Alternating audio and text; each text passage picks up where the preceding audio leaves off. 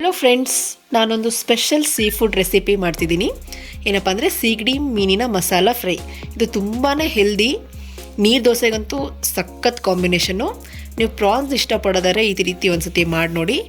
ಸಖತ್ ಅಂದರೆ ಸಖತ್ ಟೇಸ್ಟಿಯಾಗಿರುತ್ತೆ. ಬನ್ನಿ, ರುಚಿಯಾದಂಥ ಸೀಗಡಿ ಮೀನಿನ ಮಸಾಲ ಫ್ರೈ ಹೇಗೆ ಮಾಡೋದು ಅಂತ ನೋಡೋಣ. ಫ್ರೆಂಡ್ಸ್, ನಾನಿಲ್ಲಿ ಕ್ಲೀನ್ ಮಾಡಿ ಇಟ್ಕೊಂಡಿರೋ ಸೀಗಡಿ ಮೀನನ್ನ ಒಂದು ಬೌಲ್ಗೆ ಹಾಕೋತಾ ಇದ್ದೀನಿ. ಇದನ್ನು ಮ್ಯಾರಿನೇಟ್ ಮಾಡಬೇಕು. ನೋಡಿ, ಈ ಥರ ಬೌಲ್ಗೆ ಹಾಕ್ಕೊಂಡು ಅದಕ್ಕೆ ಖಾರದ ಪುಡಿ, ಉಪ್ಪು, ಅರಿಶಿನ ಪುಡಿ, ಅರ್ಧ ನಿಂಬೆಹಣ್ಣು ಹಿಂಡ್ಕೊಂಡು ನೀಟಾಗಿ ಮಿಕ್ಸ್ ಮಾಡಿಕೊಂಡು ಸೈಡ್ಗೆ ಇಟ್ಕೊತಿದ್ದೀನಿ.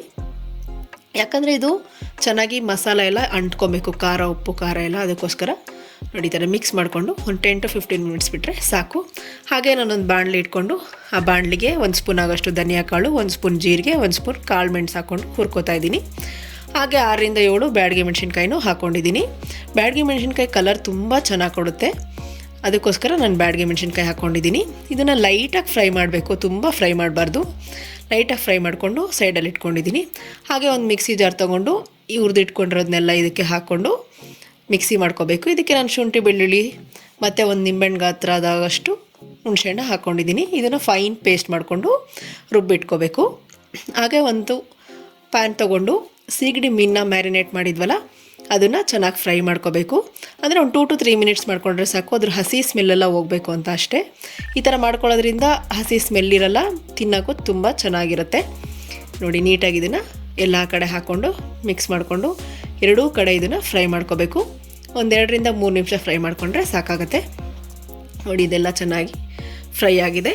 ಇವಾಗ ನಾನು ಇನ್ನೊಂದು ಬಾಣಲಿ ಇಟ್ಕೊಂಡು ಅದಕ್ಕೆ 2 ಸ್ಪೂನ್ ಆಗೋಷ್ಟು ಎಣ್ಣೆ ಹಾಕ್ಕೊಂಡು 2 ರಿಂದ 3 ಹಸಿಮೆಣ್ಸಿನ್ಕಾಯಿ ಹಾಕೋತಿದ್ದೀನಿ. ಹಸಿಮೆಣ್ಸಿನ್ಕಾಯಿ ಕಡಿಮೆನೇ ಹಾಕೋತಿದ್ದೀನಿ, ಯಾಕಂದರೆ ಆಲ್ರೆಡಿ ಮಸಾಲ ರುಬ್ಬಿಟ್ಕೊಂಡಿದ್ದೀನಿ. ಹಾಗೆ ಕರ್ಬೇವಿನ ಸೊಪ್ಪು ಸ್ವಲ್ಪ, 2 ಈರುಳ್ಳಿನ ಸ್ಲೈಸಾಗಿ ಕಟ್ ಮಾಡಿಕೊಂಡು ಹಾಕ್ಕೊಂಡು ಫ್ರೈ ಮಾಡ್ಕೋತಾ ಇದ್ದೀನಿ. ಇದು ಸ್ವಲ್ಪ ಟ್ರಾನ್ಸ್ಪರೆಂಟ್ ಆದಮೇಲೆ ಒಂದು ಟೊಮ್ಯಾಟೋನ ಹಾಕೋತಾ ಇದ್ದೀನಿ. ಟೊಮ್ಯಾಟೋನ ಅಷ್ಟೇ ಚಿಕ್ಕದಾಗಿ ಕಟ್ ಮಾಡಿ ಹಾಕ್ಕೊಂಡಿದ್ದೀನಿ. ಇದು ಅಷ್ಟೇ ಚೆನ್ನಾಗಿ ಸ್ಮ್ಯಾಶ್ ಆಗಬೇಕು, ಅಲ್ಲಿವರೆಗೂ ನೀಟಾಗಿ ಫ್ರೈ ಮಾಡ್ಕೊಳ್ಳಿ. ನೋಡಿ, ಚೆನ್ನಾಗಿ ಫ್ರೈ ಆದಮೇಲೆ ಇದಕ್ಕೆ 1 ಸ್ಪೂನ್ ಆಗೋಷ್ಟು ನಾನು ಶುಂಠಿ ಬೆಳ್ಳುಳ್ಳಿ ಪೇಸ್ಟ್ನ ಹಾಕೋತಾ ಇದ್ದೀನಿ.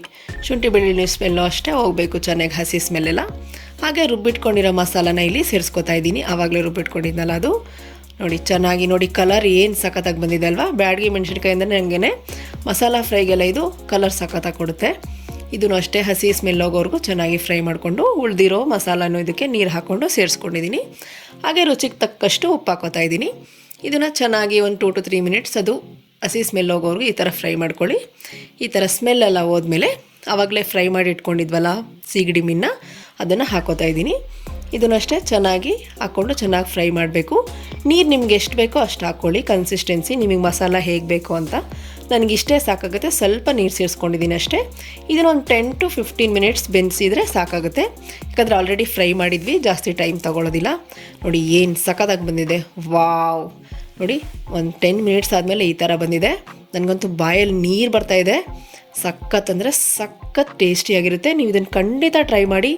ನೀರು ದೋಸೆ, ಚಪಾತಿ, ಅನ್ನ, ರೊಟ್ಟಿ ತುಂಬ ಚೆನ್ನಾಗಿರುತ್ತೆ. ಸೀಗಡಿ ಮೀನನ್ನ ನೀವು ಅವಾಗವಾಗ ತಿಂತಾಯಿರಿ, ಆರೋಗ್ಯಕ್ಕೆ ತುಂಬ ಒಳ್ಳೆಯದು. ನಮ್ಮ ವೀಡಿಯೋಗಳು ನಿಮ್ಗೆ ಇಷ್ಟ ಆಗ್ತಿದ್ರೆ ದಯವಿಟ್ಟು ಲೈಕ್ ಮಾಡಿ, ನಮ್ಮ ಚಾನಲ್ನ ಸಬ್ಸ್ಕ್ರೈಬ್ ಮಾಡಿ.